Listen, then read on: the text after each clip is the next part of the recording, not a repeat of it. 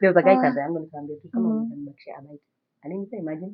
Oh my Alinipea food na god. akanipatia soda yake, but tukiwa hivyo tukielekea Limuru, I think tried calling me kakuja ya Sasa hiyo kabla trade calling you, Yeah. mind yako ina hit nini? Unajua Nimepigia tu umse yeah. ako Mteja. Sasa mimi ilikuwa tu nifike niende penye anaishi. Haukuwa tempted or anything? Sikuwa na anything else ya tried calling yake, amefungua simu. Nisema thank God. Yeah, niko like oh my, hata sikungoja like I did not wait. I was like lazima tena. Call him direct, nikamwambia hello, nikamwambia nimetoka home, mama ameniambia nirudi, amesha find out niko ball na amesema siwezi kaa home.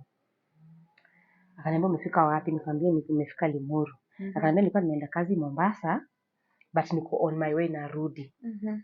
So uko na kia nyumba ama? No, I don't have the key. Nikamwambia kifunguo ataka ule mama wadogo, akaniambia hapana, nilienda naye.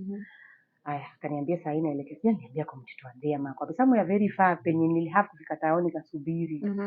How are you feeling at that time, because it's like the first month hapo kuna hizo maanozia hizo vitu zote zina happen, yani kwanza kwa hiyo gari tukikuja tu yani it was stress for me, it was stress. Si perfume za watu, si chakula zenye wanakula, si watoto wanatapika, si yani kile kitu cha joto ndio hiyo. Juu ni gari ingine ni cheap 600 bob, of course ni dirisha zifunguke, yani sijisikii, yani nilikuwa nasikia tu mimi in another world.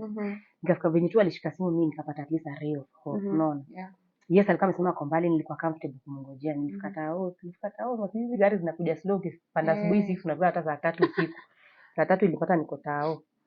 Nikamngojea, nikapiga simu tena, akaniambia in the next 2 hours atakuwa amefika Nairobi. Akaniambia nipande tu gari niende hivi Kasia. Akanitumia fare. Nikapanda gari. He was so nice. Yeah, he was really nice. Akanitumia fare, nikaenda nikamngoja